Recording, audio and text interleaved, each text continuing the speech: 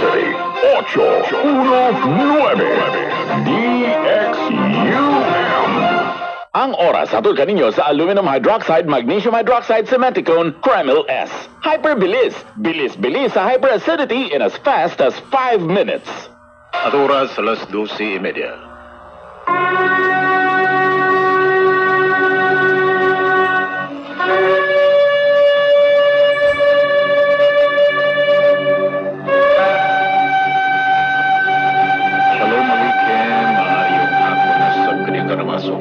Welcome to the Balik Hebrew program din sa DXUM Radio Kay 819 kHz sa oras alas 12:30 ang tudlaw na sa Panlones ang sa adlong Sabado. Kini si Muri Azaria Gilbert Menyoza, one speakers lawak, engineer Ronel Madres, Roy Johnson tong station manager. Magatimbay kaning tanan 0929-311-3484. Kay igsonan kan mapils tong online classes. Ang atong online classes gipahigayon matag Miyerkules sa gabi o sa Sabado sa gabi. Og matag Miyerkules ang ato ang subject may tungod sa kasidot and particularly focusing on character traits refinement. And matag Sabado sa gabi sa alas 7 ang halakha for the nations. And alang sa taga Tagum now, Domingo ang gathering din wala pa alas 9 hangtod sa alas 12 pasado. Okay, daghang salamat. Makaigsunan ko na atong gikaisgutan sa nangagitong mga Sibya ang kagawasan gikan sa mga bakak, limbong ug ang mga ilad. Kitang tanan dili ta gusto nga mailad, dili ta gusto nga mo gunit og bakak. Og ang tanan agreeable nga kung tinuod na siya walay si bisan kinsang maka barog, walay si bisan kinsang makasagang anak tinuod man siya. Magabasa ako sa Deuteronomy 13 reading from 1. It says, "Et kol hadivare masher anoche mitzave etchem oto tismeru la asut lo tosef Allah velo tegruu mimeno." Be careful to observe only that which I enjoin upon you, neither add to it nor take away from it.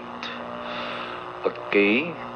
So, magbantay kamo nga ang ako alamang o bantayin ninyo pag-ayo nga ang ako alamang gisulti ka ninyo mao ang inyuhang gunitan, inyuhang tindugan, or kamo mo makiglambigit ni ini. Tungod kay ang term nga knowledge, daat in Hebrew, is to make one, to become one with the issue. So kung unsang imuang nadungog o unsang imong gitindugan, you become one with it.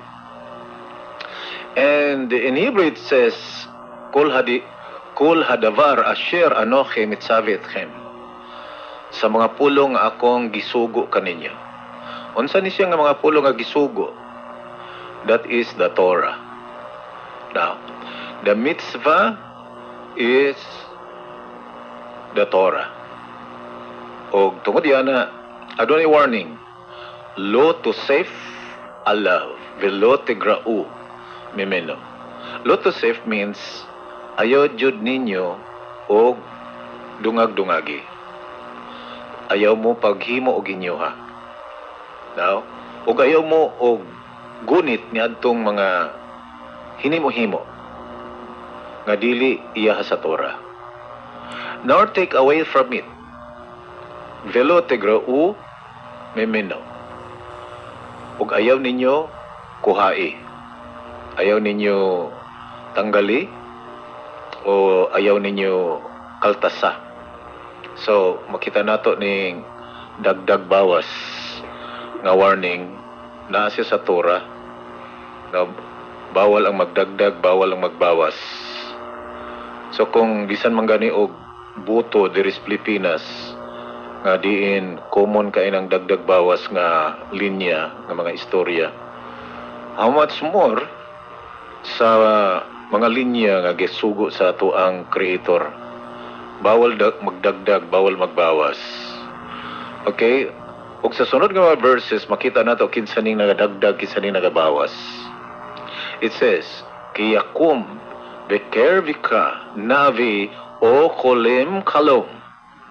If there appears among you a prophet or a dream diviner or dreamer, and who gives you a sign, now, binatan elecha oath omofet or wonders. So diri na ang warning mga kaigsonan, mao nga magbantay kay bisan adunay mga magpakaroningnon nga sila propeta or mga tao nga mga speakers. The word prophet in Hebrew is navi. Mao ni atong Bisaya nga nanabi. Aduna unyay manabi. Aduna unyay mga tabian nga mga tao tigpama ba kung baga.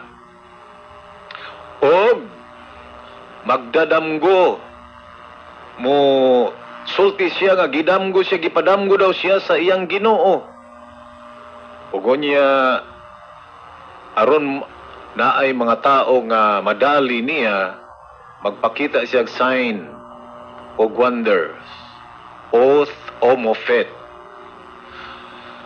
So makita nato mga kaigsoona na ang truth dili pwede danihon og signs and wonders. Wow. Nagpasabot nga ang truth dili pwede kambyuhan og milagro. Ang question, wala ba rin milagro ang source of truth? Ang magbubuhat sa langit ug sa yuta, si Hashem, wala ba rin milagro? Tanaw ninyo ang milagro niya sa Book of Exodus. Now, ang naitabo sa Egypt. Nga diin, pulo ka mga kastigo ang iyahang pakita og pulo usab ka miracles ang gihatag niya sa Israel. Nga samtang ang mga Egyptians naganto sa pulo ka mga hampak, ang mga Israelita usab sila protektado, sila gimilagruhan nga dili sila maigo sa pulo ka mga hampak. So it is a punishment or judgment to the Egyptians. And on the other hand, it is a miracle protection to Israel.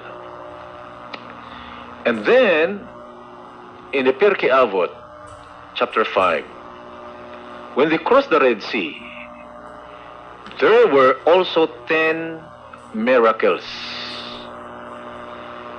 and 10 punishments for Pharaoh and his soldiers.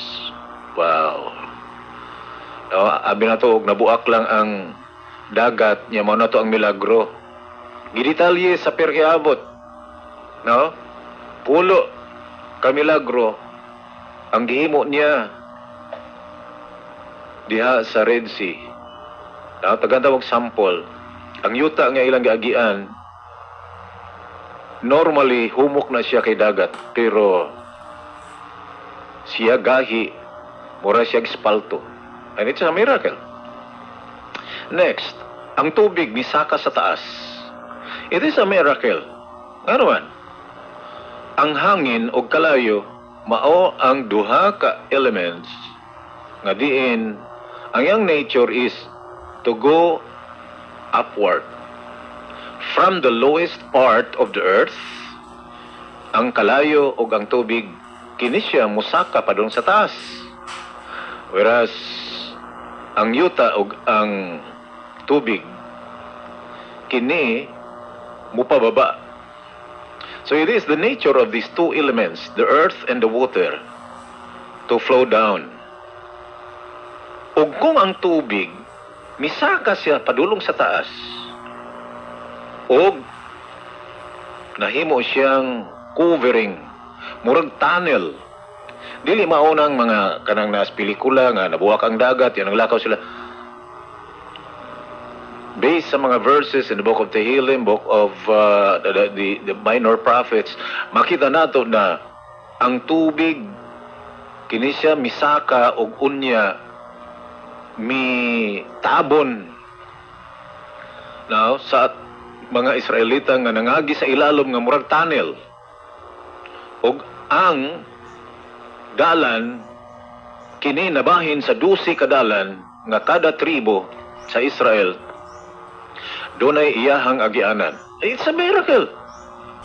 Another miracle, kung uhahon sila, mga bata, kung uhahon, ilalang iduol ang ilaang sudlanan sa tubig diha sa nigahi nga bungbong ug unya muagas aron sila makainom og priskong tubig ug unya kung mabagsak ang tubig sa ubos mugahi murag simento. So there are 10 miracles.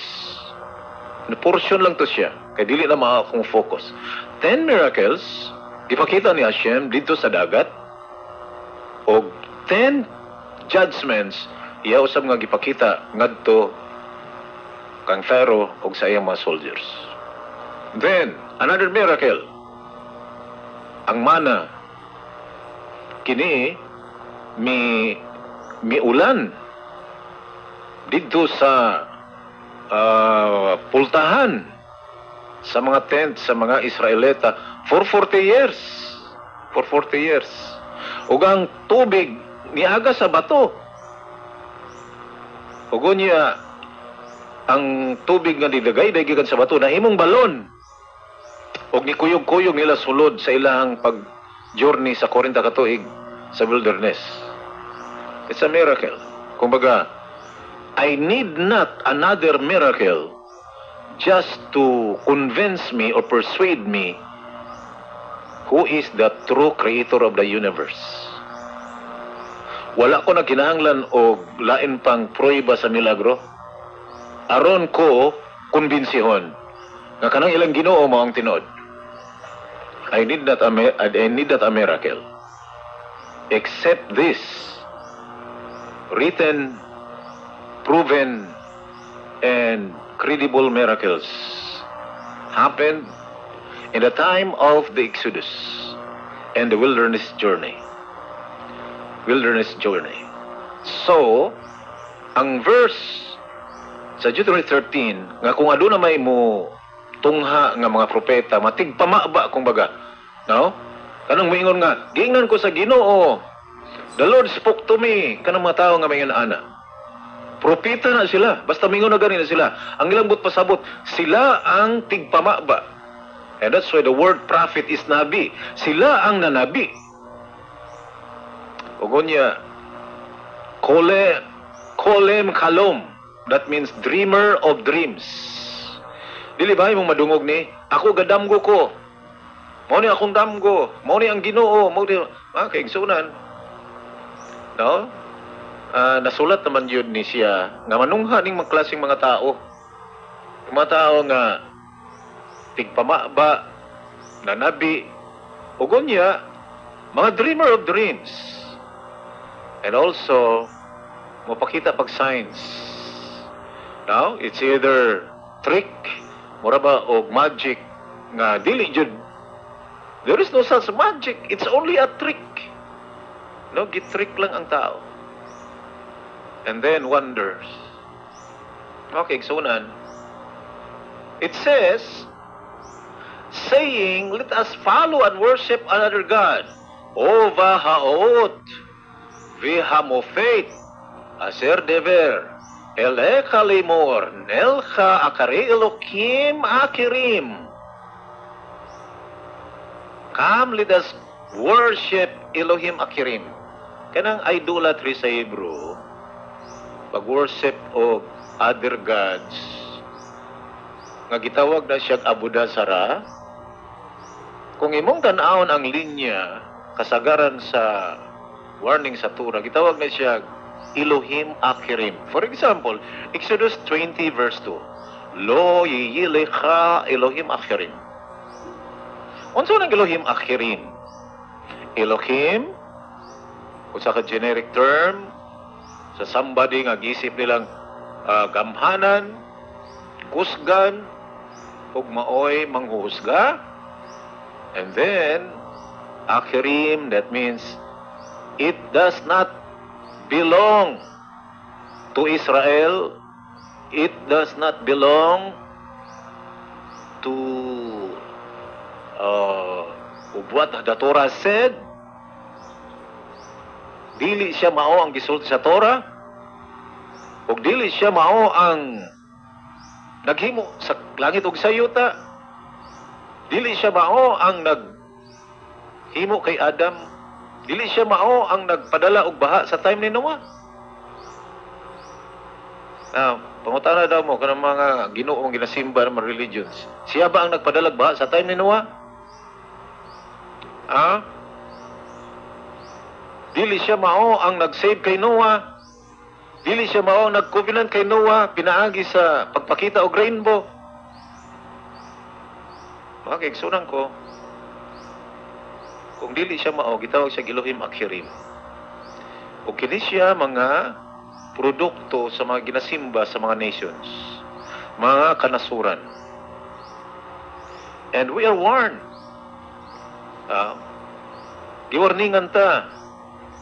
Nga naman, tungod kay walay laing Elohim, gawas lamang sa Elohim sa Israel. Si Hashem lang ang tinuod nga magbubuhat sa langit ug sa yuta. Mao na nga kung ang tao nakabalo kay Hashem, bisan usaon pa na nimo. Bisan usaon pa na nimo. Para sa mga Jew, doon yung mga Jewish nga nahimo silang sekular. Yes, of course, na sila mga pinagdaanan, nasaktan sila, no? And they got offended. Nahimo silang sekular. Pero, pasimbahan na sila idol. Magpakamatay na. Inaana lang ng mga sekular ang mga Jew. Pero, papilio na, simbag idol or patyon, magpakamatay na sila. Magpakamatay na. Mura mag si Shadrach, Meshach ug Abednego. Kumbaga si Azaria, Misael, and Kananya. Namao ang gihulog dito sa Hudno. Nanong gipili Manila nga ihulog sila sa Hudno? Mao na yung giingon mga kaigsunan na sanctification ordained. They are willing to die, to give up life, even their life, for the sake of Hashem, in the name of Hashem, in honor of the Creator of the universe. Muna bisan og secular mga Jew, magpakamatay na. No? Dili na sa musimba. Nga naman, they're aware. No? They're aware. Kung baga, secular man sila, no? Naapa sila chance kung si Hashem lang ilang simbahon. Noong kang musimba sila glain, kung mainungdan nga, never nga sila mo yukbo o glaing Elohim. And then, it says, verse 4, do not heed the words of that prophet. Lo tishma el devrei hanevi ahu. Ayaw mo paminaw. Kung problema mga kaigsunan. Kining, kung maminaw ang tao ba? Tungod kay ang tao, vulnerable kaayo. Dili siya theologian. Dependent ra siya unsay madungog siya yung makita. Unsay gisunod-sunod. Gawas lamang nga itong mga tao, nga mga studios nga mga tao. Mga wide reader nga mga tao. Mga tao nga nag-ausisa, mga tao nga nag-investigate. Ilang itagaan og seryoso nga action ang pagtuon. Dili lamang sila emotional, kundi mga tao sila nga dunay intellectual virtue. Nga diin ang ilang brain naga-work. Tungod kay daghang mga tao nga ang ilang emotion, ang ilang kasing-kasing mao ang nag-work. Muna giingon sa kadaghanan sa Pilipinas, puso. No, it's not the heart. It must be the brain. Dili dapat ang kasing-kasing may tumanan. Because, as mentioned in the book of Jeremiah 79, the heart is the most deceitful. Who can discern it? Malimbungon ang kasing-kasing. And then in the book of Numbers, chapter 15, verse 39, so that you might not do what your heart tells you and what your eyes see. Aron dili ka mutuman, muhimo sa mabutang nga ang inyong kasing-kasing mao'y nagtulak o ang inyong mga mata mao'y nakakita. Kinahanglan nga ang mga tao, he must ruled by the brain and not by the heart. He must be ruled by his intelligence. Nga dunay objective nga knowledge. Ug dili siya dependent sa mga palibot. Kung sa may madungog, kung sa may gisulti sa mga silingan niya or sa mga tapad niya, dili siya daling mudawat. Nga naman tungkol kay gwardyado ang iyahang brain. Kabalo siya kung siya tinuod. So, moring problema if ever ang tao maminaw. Kaya wala siya protection eh. O maupo doon tani ang gikinahanglan sa tao nga dapat maminaw sila sa Torah. Dapat ang Torah mo ipaminawan. Dili itong mga dreamer of dreams or katong mga nanabi. Dili itong mga tao mingon, the Lord told me, the Lord spoke to me. Nga nagpapanggap nga propeta siya. And they are false. Do not heed the words of that prophet or that dreamer of dreams. For Hashem your Elohim is testing you. Just imagine. Ultimo, na ay magpakita og miracle. Ningon si Hashem, pagbantay mo, kay Tesla na siya. Kumbaga, bisan pag naipatay mo bangon din na, kung dalo na mo sa dili mao, ayaw yun mo kapil. It doesn't mean nga, kung nabuhi ng patay din na, kini, tinuod na yun eh. Kaigsunan, huwag man nagpasabot nga si Hashem, dili mo kabuhi patay. Pero dili na mao ang sukatan. It's, mamitaw nga, ang sukatan sa Misaya, dili ang miracle. Wala kayo mabasa nga ang trabaho sa Misaya, tighimo siyang miracle. Ang Misaya, mutudlo siyang Torah. And the whole earth shall be filled with the knowledge of Hashem as the waters cover the sea. In anang Misaya, he is a great scholar. Siyang mutudlo. Siyang maghatag og clear understanding sa tao. What is white and what is black. What is good and what is evil. So, makita nato na it is a part of the test of our knowledge. If ever doon ay makita ng signs and wonders, gitest ang imuhang level of understanding, level of knowledge. Kung ikaw sigurado nga nakapahaluna sa truth, sa imeth, kay kung ikaw naa sa imeth, naa sa truth, nya na itaw magpakitag magic. Unya mo introduce dahil siya iyang Ginoo. Mga kaigsunan,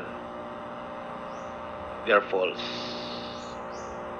Hashem is testing you to see whether you really love Hashem with all your heart and with all your soul. Siya ba yun ang iyong gigugma sa tibok ninyong kalag, kasing-kasing kurang. It is Hashem your Elohim alone whom you should follow. How can we do it? Si Hashem lang atong sundon. Now, asa man tayo mong sunod ana? Torah. And that's why in the book of Exodus, it says, and they believe in Hashem and his servant Moshe. It was Moshe Rabbeinu in blessed memory who wrote the Torah, and the Torah is for all people in the world. Torah for the nations and Torah for Israel. And once a person accepts the Torah, he accepts the yoke of heaven, and he has joined himself to Hashem. Siya nakig-join kay Hashem if he carries the yoke of the Torah. Katong genuine nga Torah, kay naa po'y mga religion, daghan kaayo, labi na ng mga secret name movements. Mutudlo-tudlo pog Torah, unya, naghimo-himo sila gilaha. Nya masuko pag yun sila ng mga rabbi, masuko sila ng mga Jewish. Ora pa na sign sa mga false. Ganun doon ay kasuko sa mga Jewish people. Sign siya sa mga tao nga mga anti-Torah. Ano man tungod kay it's Hashem who has chosen the Jewish people. And who are you to go against them? Kinsa man ka magdiskumpiyado ana. Now, Hashem elevated Israel so that they can become ministers to the nations. Sila lamang makatudlo. That's why they were prophets. Kabalo mo pila kabukang propeta? According to the sages, 600,000 times 2 equals 1.2 million. That means twice the number of Exodus. Kaduha ang number of Exodus. Can you just imagine 1.2 million ka mga prophets? Doon ay mga religions. Magsige ang kunangkon nga na sila propeta, na sila propeta. Nagingon, thank you. Because we only acknowledge Israel as the prophet. They are the only prophets. And we need to listen to them. Why? Because they were the spokesman of Hashem. Sila ang mga spokesman ni Hashem. Ano mga kaigsunan ko? No, minungdanon kayo nga isangon na to ang Torah sa atong abaga o ato kining dawaton. Why? Because the Torah and Hashem are one. If you accept the Torah, therefore you join yourself to Hashem. Kung ang mga taong nag-join kay Hashem, as mentioned in the book of Zechariah chapter 2 verse 14, those who join to Hashem shall be called my people. Amen. Tawagon ka og iyang mga katawhan if you join to Hashem. Mga kaigsunan, dili mo gusto tawagon tang nato sa bakak.